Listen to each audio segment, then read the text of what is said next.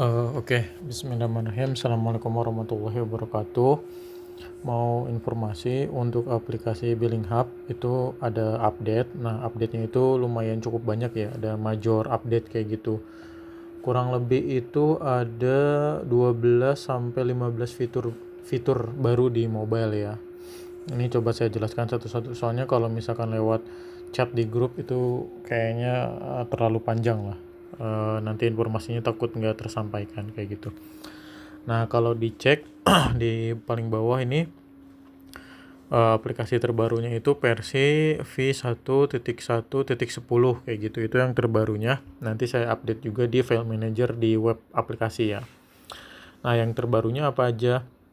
Yang pertama itu di estimasi pendapatan ini. Nah, ini di masking ya. Jadi bintang-bintang-bintang cuman nanti bisa diklik di matanya kayak gitu. Ini kebetulan saya pakai punya pelanggannya Persada. Izin pakai ya, Mas.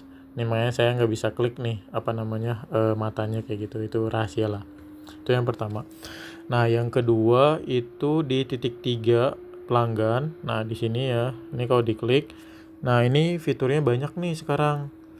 Ada direct Gmap, terus potongan bayar, historika pembayaran, cetak kartu pelanggan, kirim ulang notif ada yang tipu, kirim notif ulang PSB kayak gitu. Sebelumnya kan nggak ada. Nah, ini sekarang ada.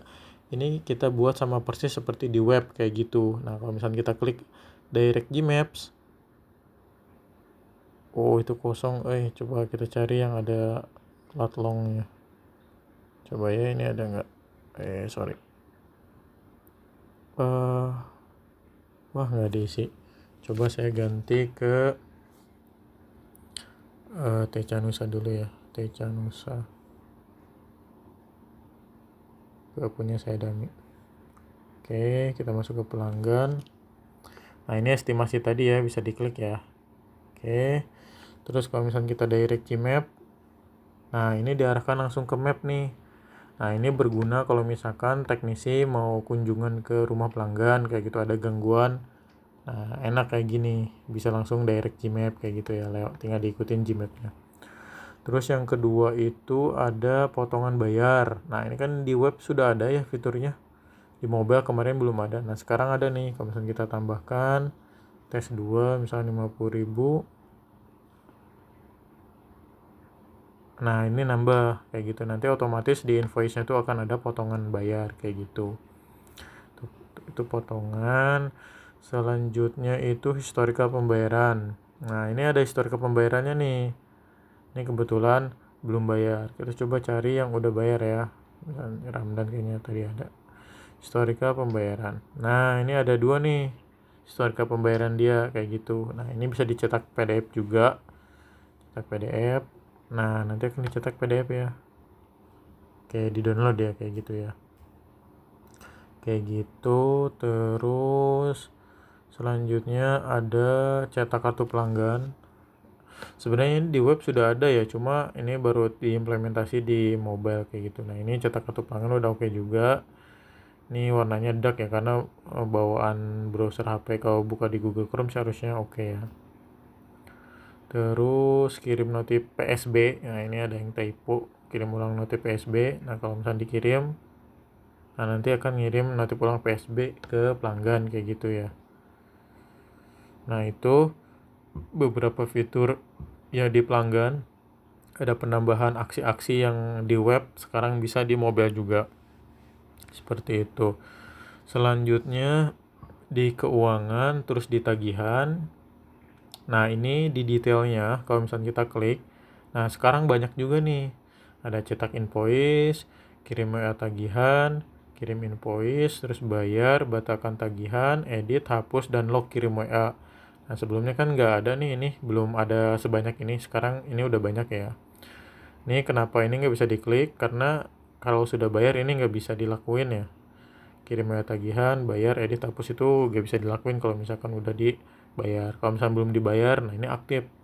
Contohnya, misalkan kita masuk ke sini dulu, kita cetak invoice. Nah, ini bisa lewat printer thermal ya. Nanti tinggal di scan aja, dikonekkan ke printernya. Kayak gitu.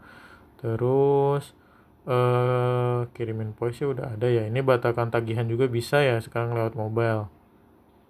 Oke, nah kan berhasil dibatalkan kan, awalnya sudah terbayar ya, ini bisa dibatalkan, takutnya salah input atau kayak gimana, kayak gitu bisa.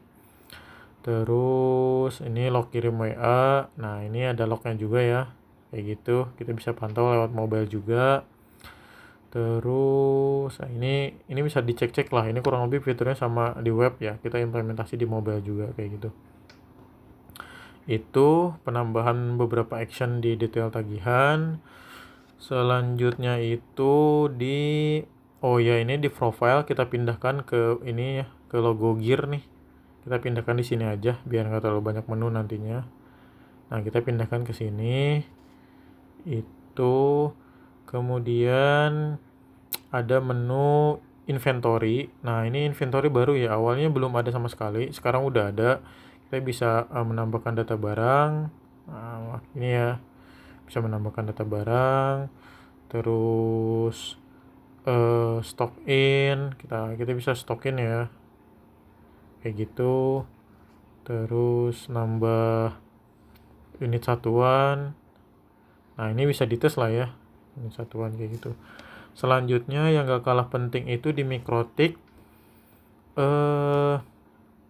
ada fitur baru namanya PPP. Nah, ini sebenarnya di web sudah ada, cuma kita implementasi di mobile juga. Nah, ini di PPP kalau misalnya kita klik, nah ini akan muncul nih secretnya, terus profilnya, terus active connectionnya juga kita bisa ngelihat. Kemarin tuh kalau nggak salah ada yang request cara ngecek active connection dan non active connection lewat mobile kayak gimana. Nah, ini udah ada nih fiturnya kayak gitu. Terus ada non active connection. Nah, ini kalau secret kita bisa create juga nih langsung, misalkan namanya misalkan Ramdan, passwordnya misalkan Ramdan. Nah, ini bisa di show hide ya, service misalkan PPOE, profilnya kita buat default aja, saya belum buat komentarnya. Kalau nggak ada kita kasih strip, terus simpan. Nah, ini udah ada nih secretnya Ramdan kayak gitu.